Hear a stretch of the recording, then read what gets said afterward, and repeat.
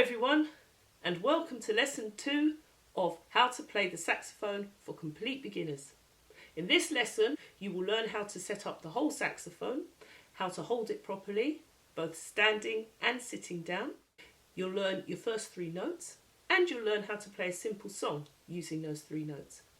And as a bonus, you get to play along to some music as well. So you've got lots to do, so we better get started. Warming up and breathing. First, do a warm-up. Practice blowing some long notes and also practice your tonguing. But more importantly, you need to get your breathing right, or else you run out of breath.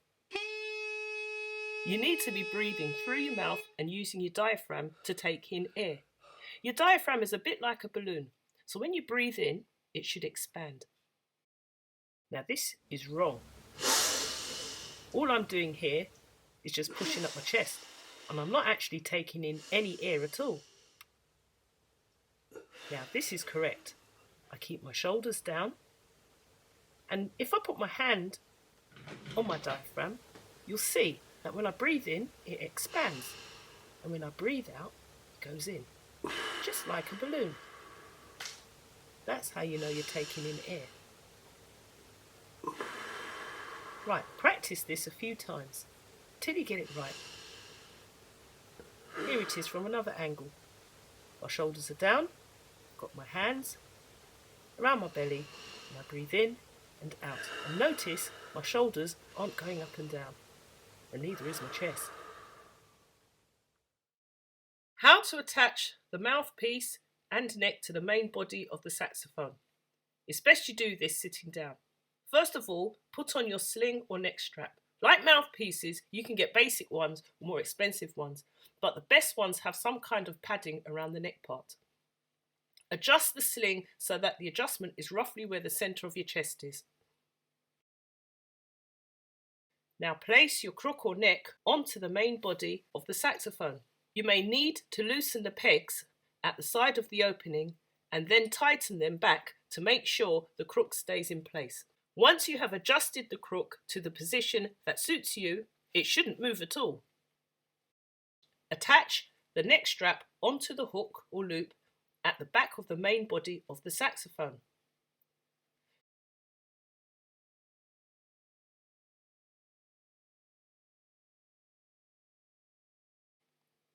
Now, this is how you hold the saxophone. It will feel awkward at first. Start off by placing your right thumb underneath the thumb hook, near the bottom and at the back of the saxophone, like this.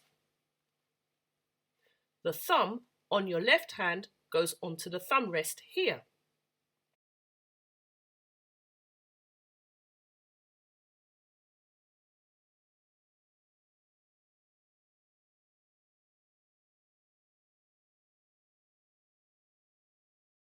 Now, preferably whilst looking in a mirror, standing or sitting, place your index finger, middle finger and ring finger onto these keys.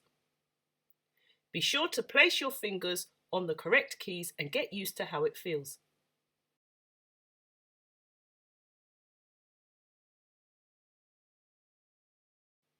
The fingers of your right hand should be suspended above the keys and not touching them. For many, this is the hardest part. Now, if you are playing the alto saxophone, you can sit like this or this. If you are playing the tenor saxophone, as it's bigger, it's easier to sit like this.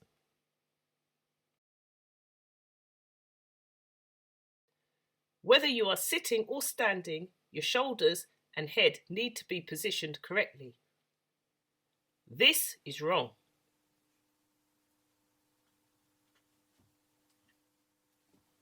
This is wrong.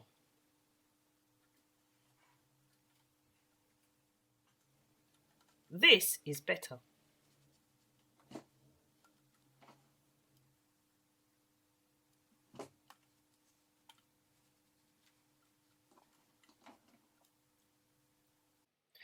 Your first 3 notes. Now be sure to keep the thumb of your left hand firmly on the thumb rest all the time. Place your index finger down, and this is B. Place your middle finger down, and this is A.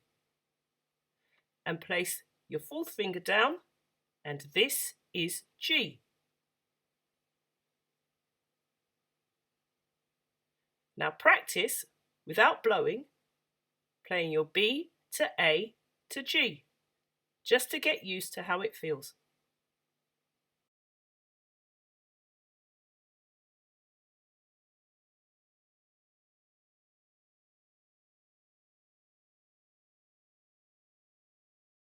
Now it's your turn to blow along with me.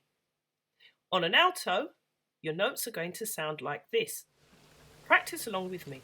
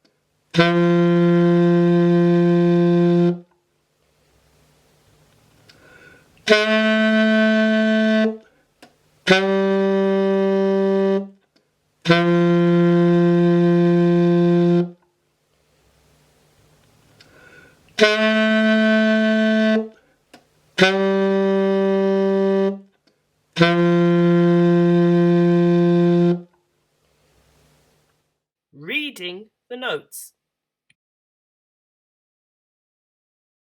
This is what the note B looks like written down. This B note lasts for 4 counts, or beats. It sits on the middle line of the stave, which is where we write music. The number 4 before it will in a way remind you that you have to play the note for 4 counts.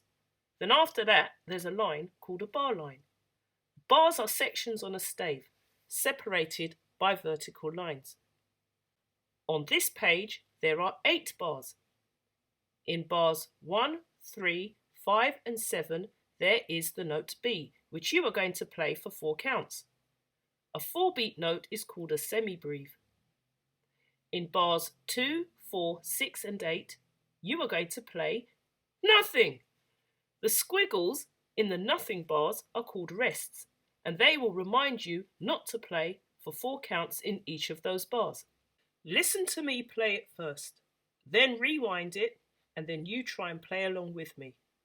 You're first going to hear the alto version, and then you're going to hear the tenor version. And before each version, you're going to hear a counting like this. 1, 2, 3, 4. Are you ready? 1, 2, 3, 4.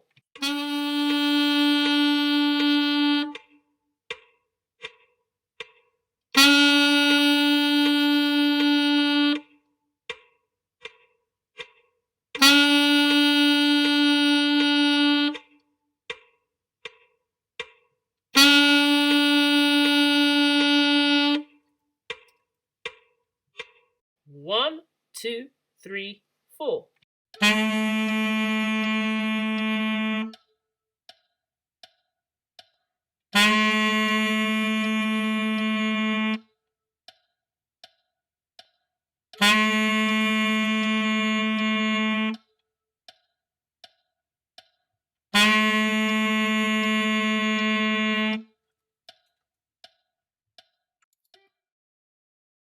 Okay, so this is what the note A, or La, looks like on a stave.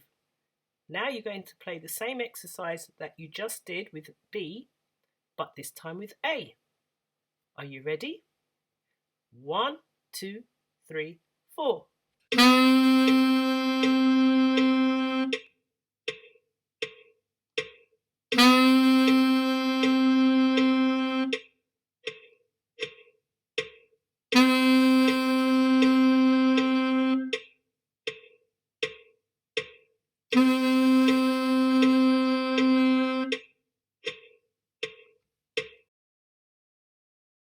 One, two, three, four.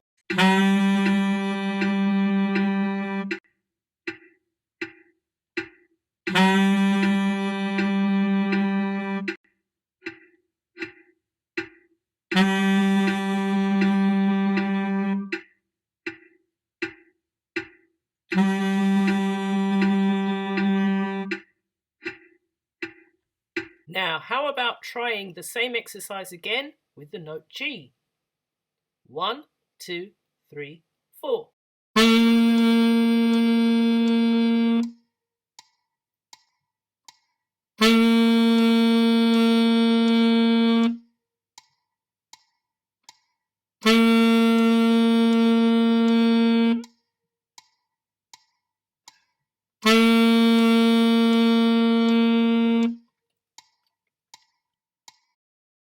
One, two, three, four.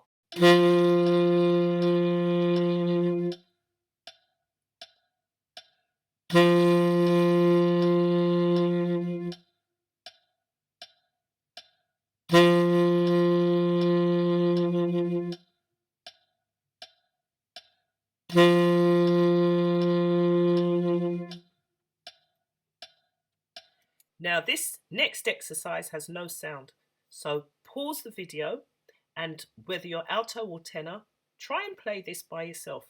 The colon dots at the start of bar 1 and the end of bar 8 just means that you play everything twice. Okay, see how you go. Now we're going to start playing one beat notes. They're called crotchets, and this is what one beat notes look like when written down as G's. Watch and listen to me play the next exercise, then rewind it, and then you have a turn. You'll hear the alto version first, followed by the tenor. 1, 2, 3, 4.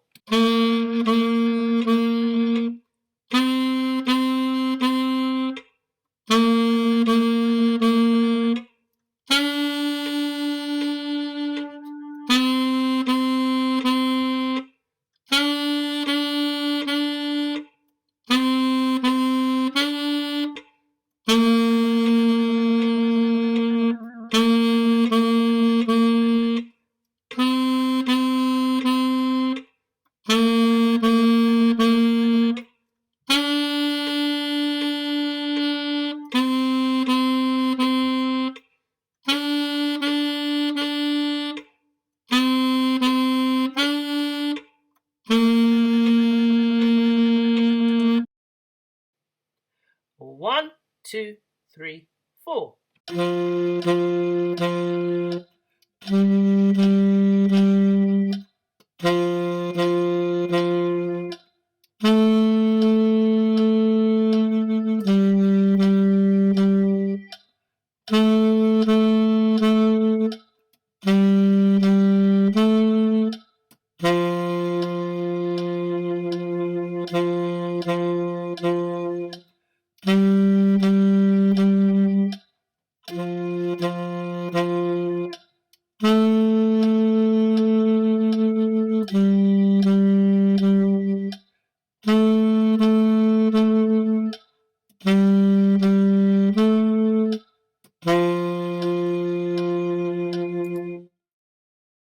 Now in this bar, you've got one B and you've got one A, and everything has to add up to 4. So if you're good at maths, you should have worked it out already. The B note and the A note by themselves equals 2 beats. They're 2 beat notes, which are otherwise called minims. And in the next song, you're going to hear how they're played. How to play your first song, Three Blind Mice. You'll have the alto version first and then the tenor. 1, 2, 3, 4.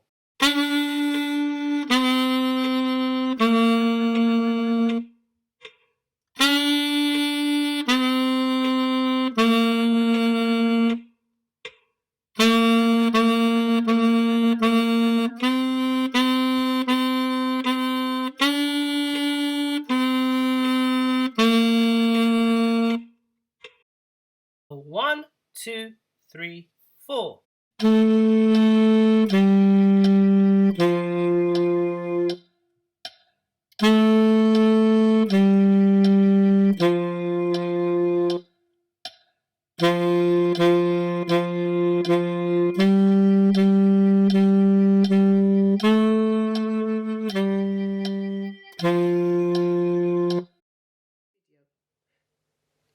Okay, so we've come to the end of the video.